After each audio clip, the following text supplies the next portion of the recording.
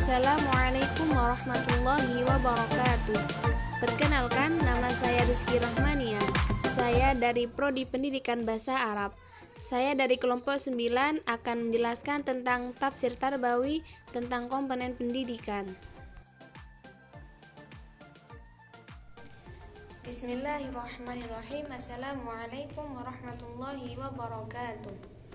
Ayyuhal musyahidunal kiram, kaifa halukum jami'an? Asa an takuna bisihah wal afiyah. Amin.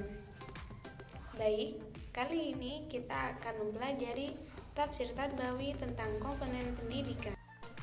Al-Quran merupakan kalam Allah yang diturunkan kepada Nabi Muhammad SAW melalui malaikat Jibril secara berangsur-angsur.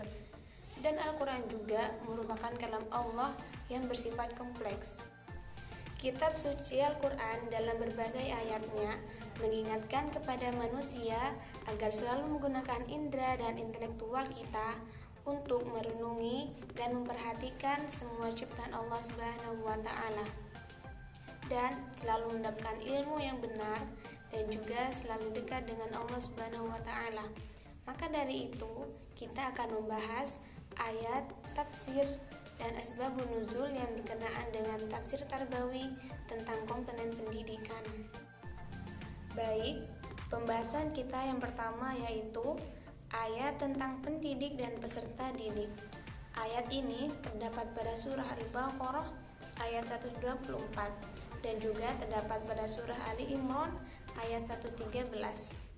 Yang pertama yaitu ayat tentang pendidik yang terdapat pada surah Al-Baqarah ayat 124. Bismillahirrahmanirrahim. Wa idh ibtala Ibrahim rabbuhu bikalimatin fatammahun. Qala inni ja'iluka lin-nasi imama. Qala wa min dzurriyyati. Qala la yanalu ahdiz zalimin. Yang selanjutnya yakni ayat tentang peserta didik yang terdapat pada surah Ali Imran ayat 113. Bismillahirrahmanirrahim. Laisu sawa'a min ahlil kitabi ummatun qa'imatun yatluna ayatillah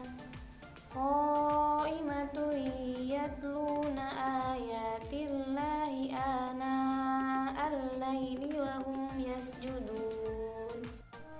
Dan pembahasan yang selanjutnya ialah terjemah dan asbabun nuzul. Yang pertama ialah terjemah dari surah Al-Baqarah ayat 124. Dan ingatlah ketika Ibrahim diuji Tuhannya dengan beberapa kalimat, lalu dia melaksanakannya dengan sempurna. Dan Allah berfirman, sesungguhnya aku menjadikan engkau sebagai pemimpin bagi seluruh manusia. Dan Ibrahim berkata, dan juga dari anak cucuku. Allah berfirman, benar, tetapi janjiku tidak berlaku bagi orang-orang zalim. Asbabun nuzul dari surah Al-Baqarah yang diriwayatkan oleh Alamah Tabatabai, yang dimaksud dengan kalimat dalam surah Al-Baqarah ayat 124 ialah imamah Nabi Ibrahim alaihissalam, Ishak dan keturunannya, yang kemudian ia menyempurnakannya dengan imamah Nabi Muhammad SAW dan para imam Ahlul Bait alaihissalam dari keturunan Nabi Ismail alaihissalam. Kemudian Allah memperjelas persoalan ini dengan firman-Nya, sungguh aku akan menjadikan kamu imam bagi seluruh manusia. Yang selanjutnya ialah terjemah dan asbabun nuzul dari surah Ali Imran ayat 113. Terjemah dari surah Ali Imran ialah mereka itu tidak seluruhnya sama. Di antara ahli kitab ada golongan yang jujur. Mereka membaca ayat-ayat Allah pada malam hari. Mereka juga bersujud ataupun sholat. Asbabun nuzul dari surah Ali Imran ayat 113 diriwayatkan oleh Ibnu Abi Hatim, At-Tabrani, dan Ibnu Mandah yang bersumber dari Ibnu Abbas bahwa ketika Abdullah bin Salam Sa'labah bin Sa'yah, dan beberapa orang lainnya lagi dari kaum Yahudi yang masuk Islam, beriman, membenarkan Muhammad, dan mencintai Islam.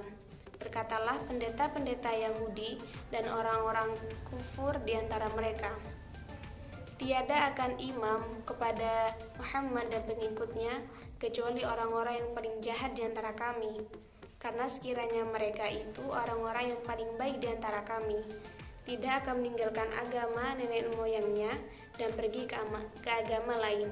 Maka Allah menurunkan ayat tersebut.